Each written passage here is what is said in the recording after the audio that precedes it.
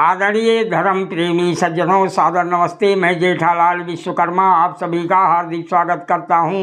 रामायण अयोध्या कांड सर्ग 58। राजकुमार भरत जी अपने को निर्दोष साबित करते हुए माता कौशल्या जी से कहने लगे, जिसके परामर्श से आर्य राम बन गए हों, उस दुष्ट आत्मा को वो पाप लगे जो ऋतु अस्नात पतिव्रता, ऋतु काल में पति की कामना करने वाली स्त्री को रति दान न देने वाले पुरुष को लगता है।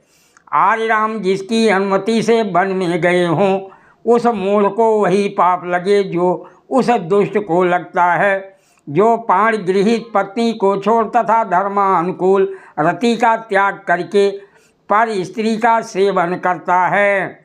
जिसकी सम्मति से आर्य राम बन गए हैं, उसे वो पाप लगे जो उस ब्राह्मण को लगता है, जिसके पुत्र भूख से बिलबिलाकर मर जाएं और वो उनका पालन ना कर सके।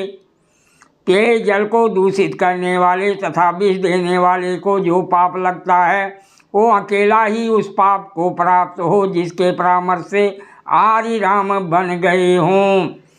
ब्राह्मण के होने वाले सत्कार में विघ्न डालने वाले और छोटे बछड़े वाली गौ का दूध दोहने वाले को जो पाप लगता है, वही पाप उसे लगे जिसकी अनुमति से आर्य राम बन गए हैं।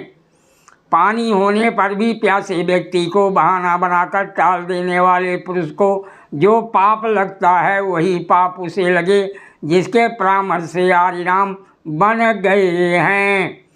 एक दूसरे को जीतने के उद्देश्य से शास्त्रीय विचार में प्रवृत्त तथा विद्वानों का मध्यस्थ बन पक्षपात से प्रेरित हो अपने प्रियजन का पक्षपात करने वाले को जो पाप लगता है, वही पाप उसे लगे जिसकी सम्मति से आर्य राम बन गए हैं। पति तथा पुत्र से विहीन माता कौशल्या को इस प्रकार आश्वासन देते हुए राजपुत्र भरत दुखी होकर पृथ्वी पर गिर पड़े। तब कष्टकारी शपथ को लेने वाले शोक से संतप्त और चेतनाहीन भरत से माता कौशल्या जी बोली, हे पुत्र, तुम्हारी शपथ से मेरा ये दुख और अधिक बढ़ रहा है। शपथ लेते हुए तुम मेरे प्राणों को अवरुद्ध कर रहे हो। हे वत्स, ये सौभाग्य की बात है कि तुम्हारा शुभ लक्षण युक्त अंतरात्मा धर्म से विचलित नहीं हुआ। तुम सत्य प्रतिज्ञ हो, अतः तुम सज्जनों के पद को प्राप्त करोगे। ये कहकर महाबाहु भातृवत्सल भरत को गोद में ले और हृदय से लगा महारानी कौशल्या दुखपूर्वक रोने लगी। उधर इस प्रकार विलाप करते हुए दुख पीड़ित महात्मा भरत का मन मोह एवं शोक उद्वेग के कारण विह्वल हो उठा।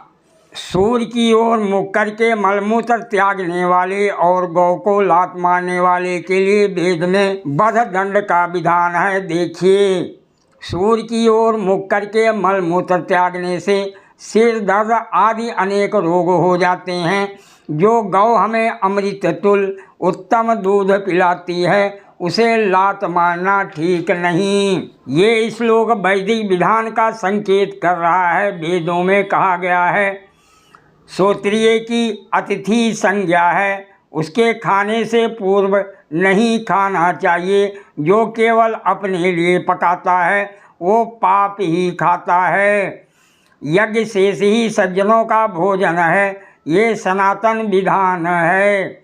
मनुस्मृति और रामायण की इस विचारधारा का समर्थन योगेश्वर श्री किरण जी ने भी किया है।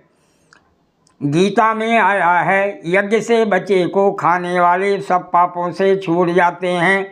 केवल जो अपने लिए पकाते हैं, वह पापी तो पाप ही खाते हैं। गुरु को अभिवादन के संबंध में महर्षि मनु जी का आदेश है।